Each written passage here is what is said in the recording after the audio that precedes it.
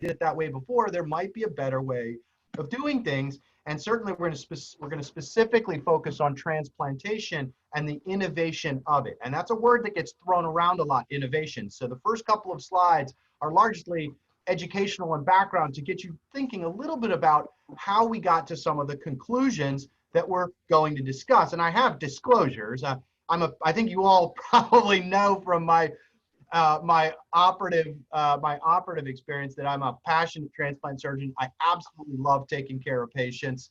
I love doing surgery. I love caring for patients, and that's what I get paid to do. So I guess we should acknowledge that. I've had research funding from about 10 different sources. These are sort of the top 5 that I think are the most important.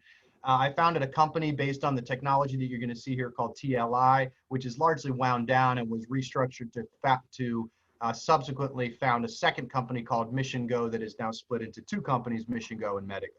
And you'll hear a little bit about why that's important, and it is certainly where the technology is going. And so you guys may have seen this before, but you know, in transplant surgery, we do not have enough organs to treat all the people that have organ failure, all right? Now, this is all sorts of different things. This is kidneys and livers and pancreas, and this graph depicts with the orange curve all the people who need a transplant. Look at that, it's going straight up. But the people who donate, that's in the blue. That number is going up a little bit, but it's largely the same. So we have a lot of people who die. 8,000 or 10,000 people die every year on the waiting list. And the likelihood of being alive at 5 years to get a kidney if you haven't received one yet is about 50%. 50. That means half of the people die waiting for an organ. And that's just what we publish in the, at UNOS. But the problem is far larger. 1 in 7 adults, 1 in 7 has kidney failure. Now we're just talking about kidneys here, but if you look at this series of concentric circles, you see that there are 1.5 million people, 1.5 million that need a kidney transplant.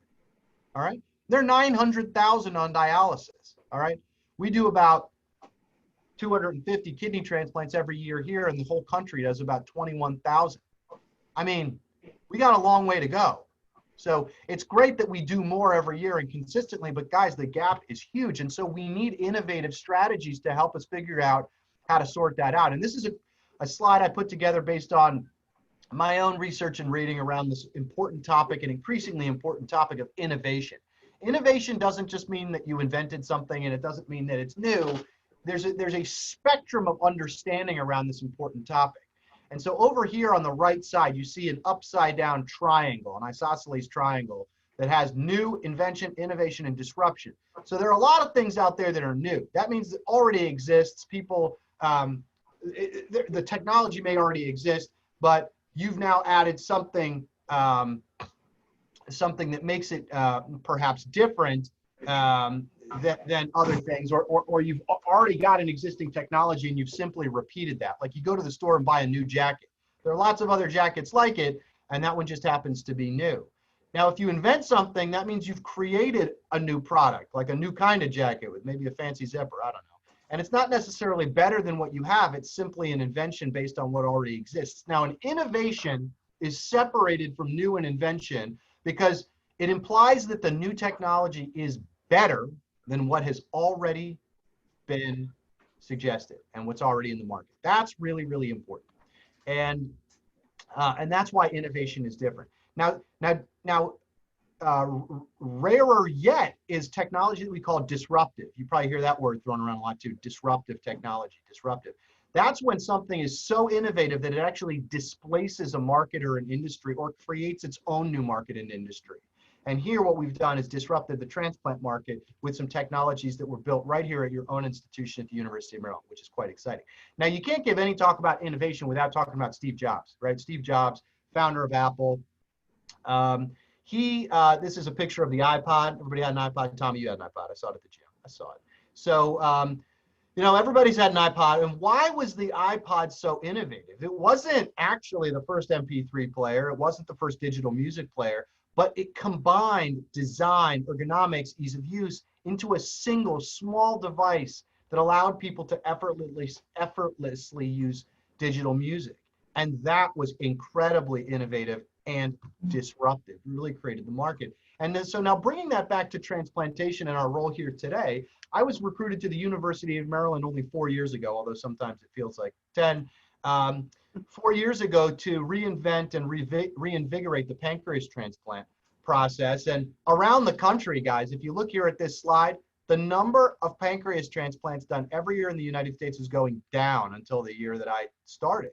All right, every year. And it still falls, frankly, nationwide. The decreases in isolated pancreas transplantation alone were the highest at more than 50% in some cases. And SPK, which is what you guys see us do all the time, that number decreased by 10%. And I was recruited here, eager beaver, excited to direct the program. And they said, you're going to be in charge of this failing process. But I was excited at the time, and I really didn't know what to expect.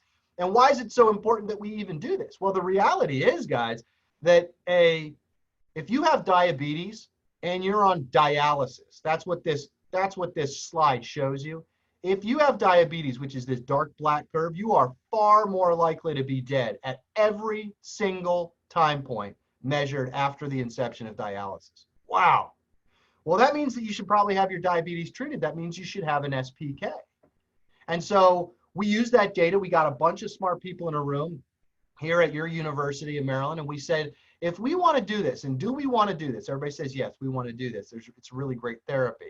Well, then how should we do that? We built a multidisciplinary team, folks in the operating room, folks in the perioperative space, nephrologists, endocrinologists, diabetologists, transplant administrators, hospital administrators, certainly transplant surgeons.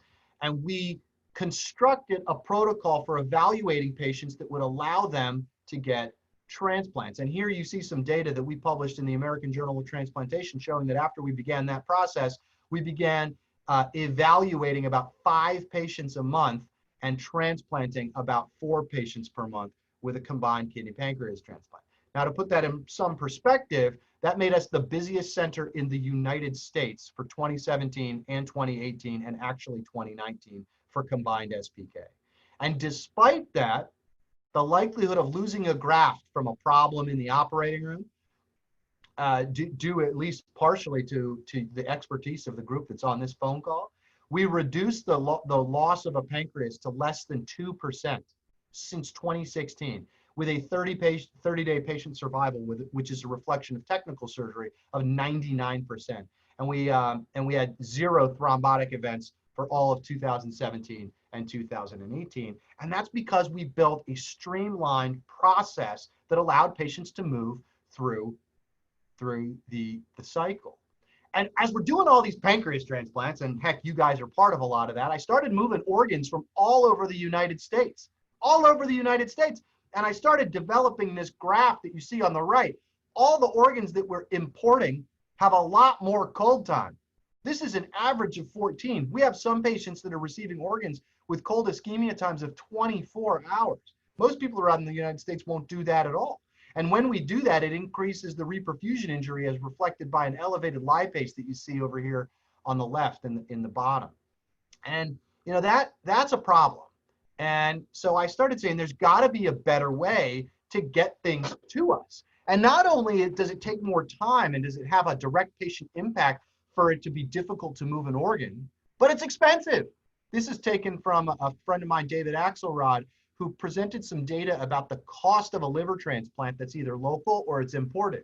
And if you import a liver, it costs $44,000 more to do that transplant because of the logistics around moving organs. So we need innovation.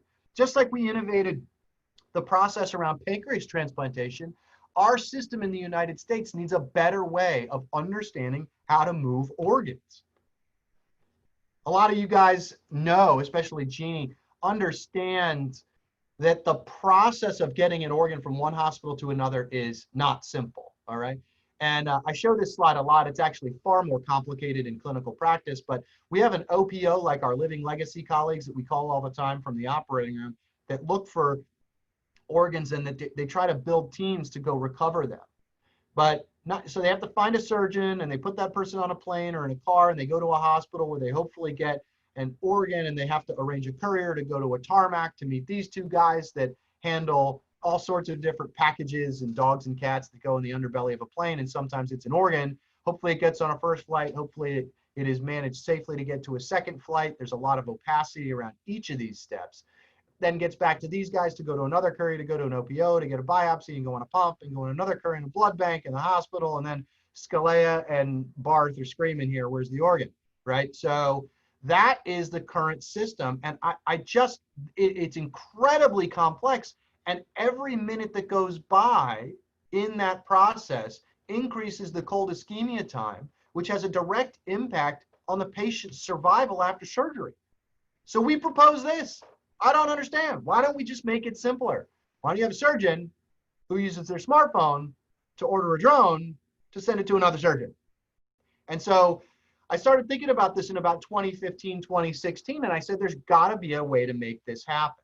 And so as I began my job at the University of Maryland, I began asking myself, how can we bridge that gap? How can we reduce the cold time, decrease the complexity, and improve the efficiency of the logistics surrounding moving organs? Maybe a drone is right, like I showed you in the last photo. Well, it turns out that UAV technology, which is unmanned aerial vehicle, those technologies are rapidly advancing. Some of these technologies allow drones to stay in the air for multiple days, more than 10. Some of them go more than 200 miles an hour, and every time I look online, the speed limit record is broken. There are all electric options that can go 50 or 100 miles, and automated electronic defibrillators have already been used and delivered by UAVs in England as a research project to try to get pre-hospital myocardial infarction patients treated in the field. And so I said, we've got to be able to do this. So I did some reading and I started calling around, and I said, I've got this idea. So I went to the university and I of course begged them for money. And I was like, guys, we're gonna do this. We're gonna put an organ on a drone, and it's gonna be awesome, and we're gonna totally reinvent transplant. And they were like, first of all, calm down. They didn't know me that well. And they're like, that's crazy. It's way too big. It's certainly too hard, and it's going to be definitely too expensive. There's no way it's ever going to happen. So I begged them for a bunch of grant money, and I said, well, fine. Maybe we can at least work on the logistics of transplant and try to improve the way that we understand where organs are by building out like a GPS tracking system. And so they said, okay, fine, we'll give you some money for that. And so I took the money that they gave me and I bought a drone, which is of course what you would do if you're an excited surgeon. So we bought this drone that you see featured over here on the left.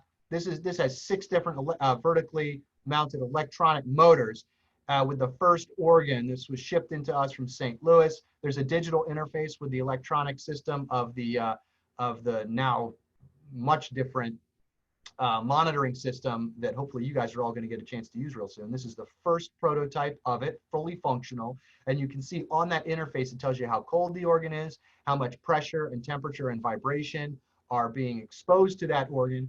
And then for the first time, we loaded that on this drone and we launched it into the air. There it is. And that was me not wearing scrubs. With the first ever organ that was moved by drone. That was in 2018. And during that series of tests, we did a whole bunch of other scientific experimentation to try to figure out how our shipment by drone was different than what we already do. So we chartered an airplane. We chartered a King Air dual engine airplane, and we put the organ on the airplane and compared the results of vibration, pressure, and temperature to the airplane and between the airplane and the drone. And during takeoff and landing in an airplane, there was an incredible amount of G-force that was experienced by the organ, which was not seen when we moved it by drone. Now, that doesn't mean implicitly that the drone is somehow better than an airplane. We don't really know that yet, but we do know that there are very clear extrinsic force differences that affect organs in transit. So we moved an organ by drone. We saw that it was possible, and not only that, but we could have eyes and ears on it during its shipment using this new computer system. Well, can this really be done in clinical practice? So we had an idea and a hypothesis that got funded, and we built out a series of conceptualized experiments, and we actually completed those experiments, and then we did it with a human organ. So we said, what's next? Well, what's next is, can it be done in clinical practice? The concept is one thing, but actually bringing your research to the clinic is very different.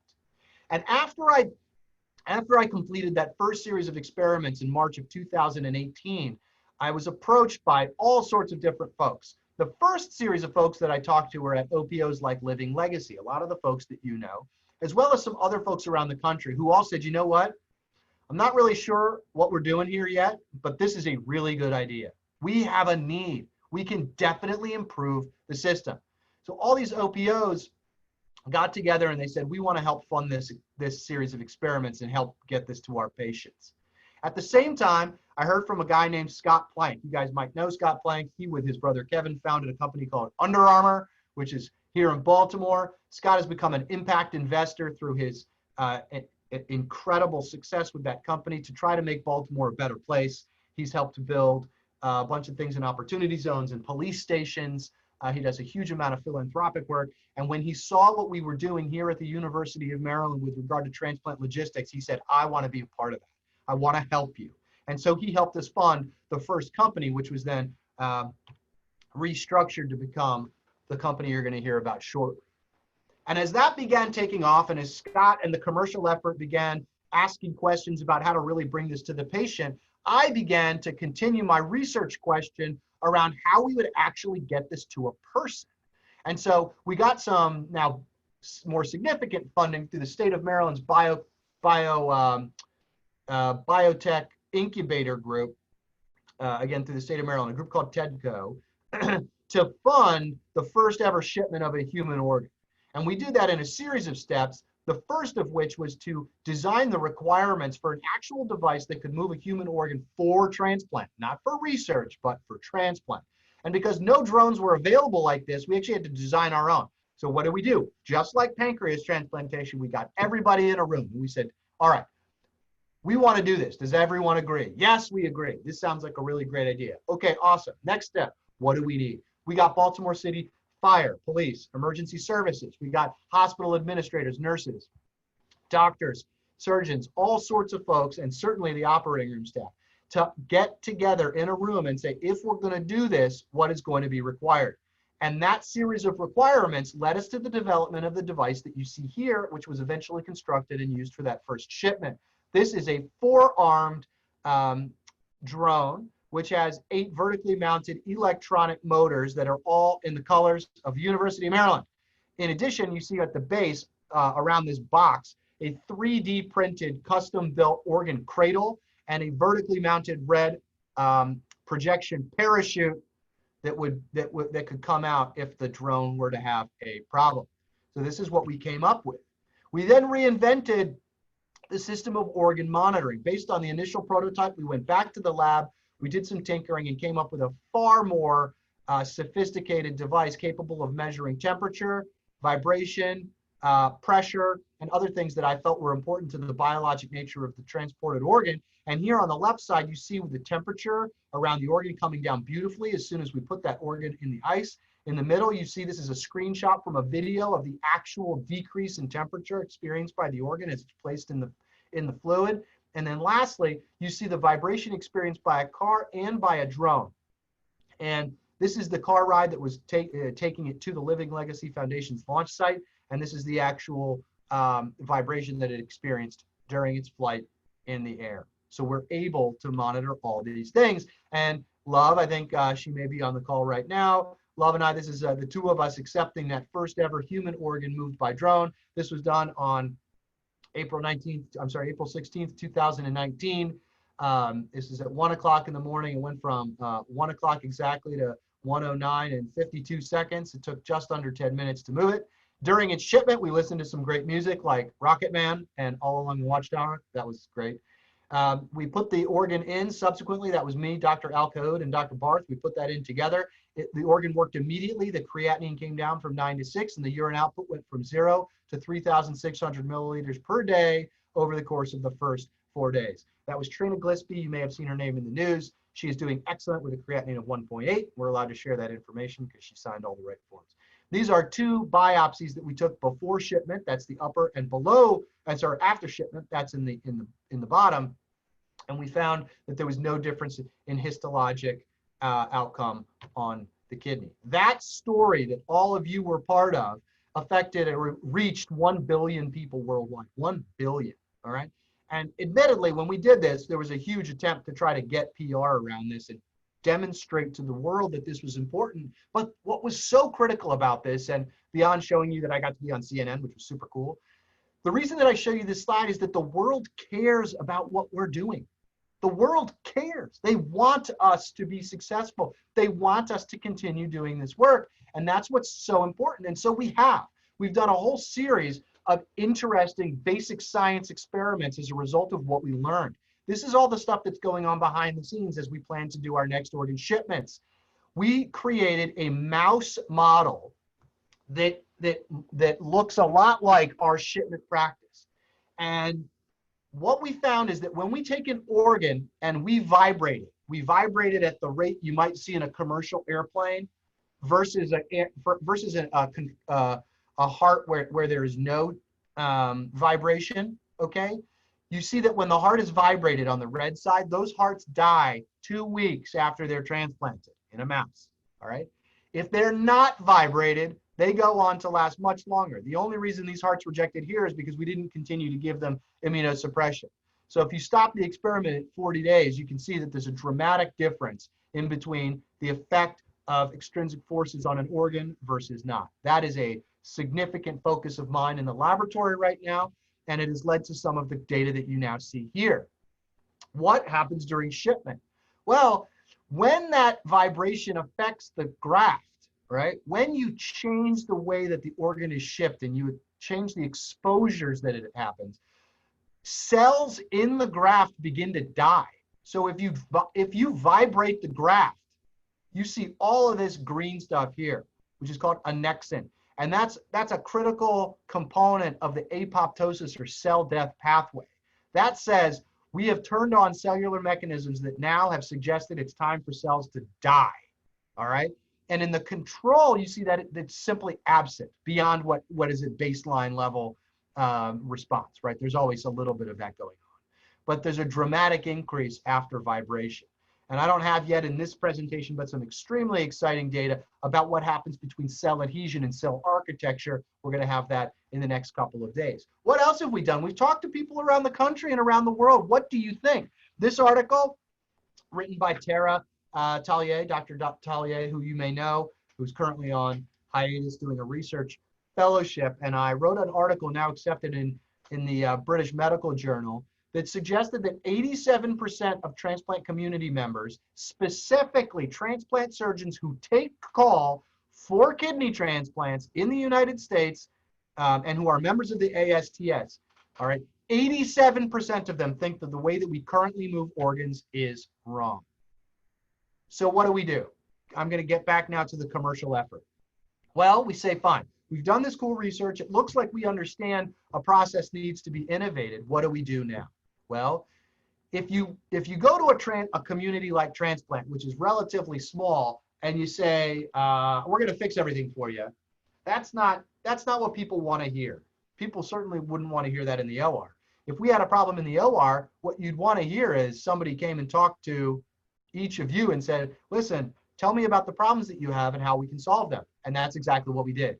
We went out and talked to every single OPO in the United States, all 58, led by a series of transplant advisory group members and early adopters, specifically the folks at Gift of Life and in Ohio, in addition to New England, which is the Boston-based group, Minnesota, and Nevada, of course, as well as our group LLF here. We talked to leadership in transplant surgery. We talked to multiple surgeons. We talked to donor families. And we talked to business leaders to learn about how we can really change the way that we do this. And all of the technology, much of which you guys here in the OR have been a part of, the solution was generated as a result of all of that research, which led to the development of Medigo, the company that spun off of Mission Go, founded and inspired by the technology that we built here at the University of Maryland. Medigo is co-developed with the OPOs, as I discussed with you. These are some of our slides from our group that show that we have strategic innovation partners from around the country, and we have 4 critical arms of advantage. We offer real-time tracking and monitoring so that all of us, including all of you in the OR, will soon have real-time access to knowing where every organ is, understanding how to route each organ, understanding how to communicate with everybody, including the OPO, and then learning from all of our experiences through important data analytics. And here's just an example of what that looks like here. See if I can get this to play. And so you see on the right side, you see a short video prepared by the company that's doing this, demonstrating the kind of interface that each of you in the operating room will be able to have. You'll have a map here, which is now glowing with a right kidney being shipped from one center to another center, and the amount of cold ischemia time that has elapsed. All of these pretty exciting features are going to allow us to understand where organs are, when they're going to arrive, and they're going to help us improve our ability to get surgery done in the OR. And the value is striking. Using these tools, we can save more than $2 billion a year for the entire United States. And so we are working hard and heavy with regulatory groups around the country to try to make this a reality. And what about the drones? Well, once that infrastructure is in place so that all of us can see what we're doing, we'll be able to layer in unmanned aircraft for the shipment of life-critical elements, certainly like organs, but also blood or rare assays, dialysate, things along those lines, like might be needed right now, for example, in Hurricane Laura.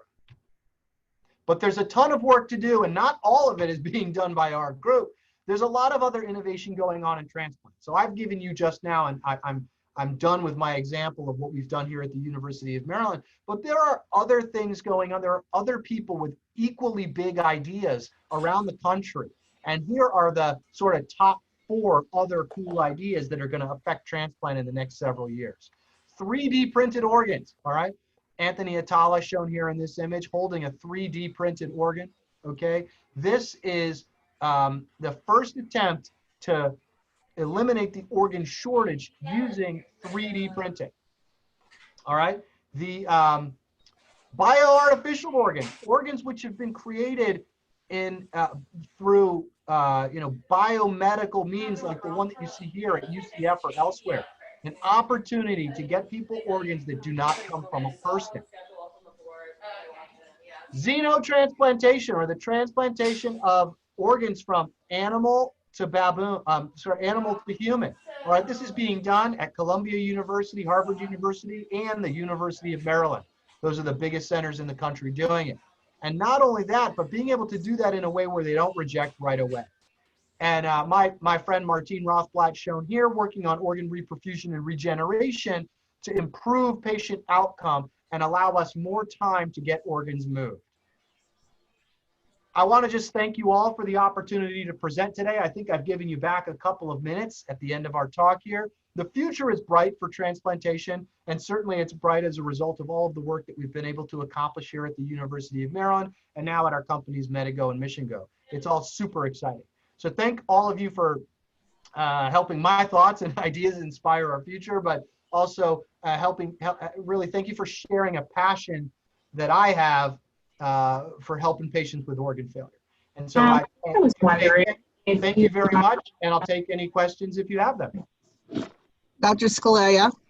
Yes, ma'am. Okay. I'm wondering, in your timeline, that dashboard that shows like where the organ is great, is there a way to loop in where we are with the donor in the process? So that's a great question. And if I could ask others not speaking to put themselves on mute, that would be great. Yes, absolutely.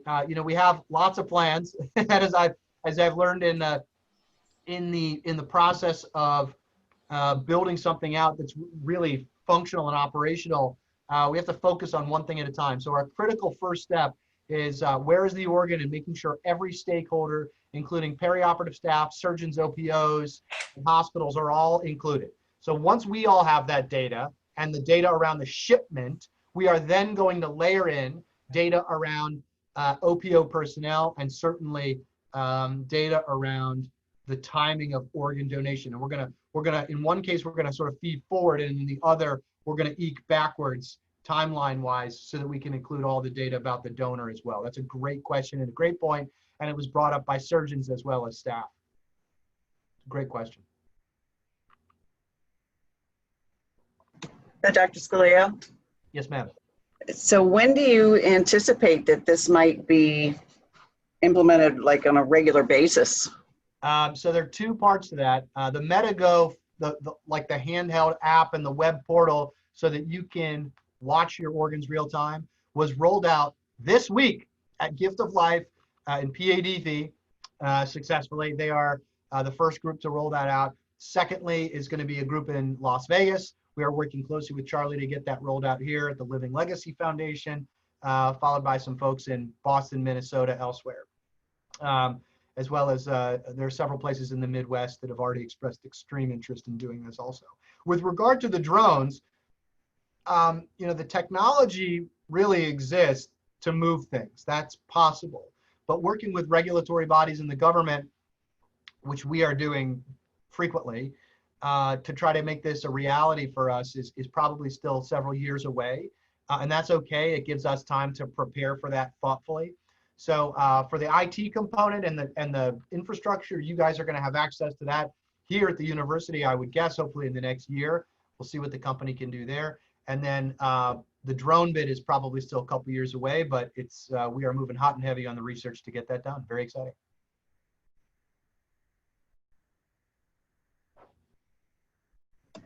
Is anyone else have any questions? Unfortunate not to be in a room and see you guys to raise hands. I know. It's different. If anybody has any questions or somehow wants to be involved, please do reach out to me. It's all very exciting. It's sort of culminates, starts and ends with a passion for helping people get treated that have organ failure. So thank you all for your help in the ORs and helping me make this dream of getting patients treated a reality. So thank you all very much and have a great day.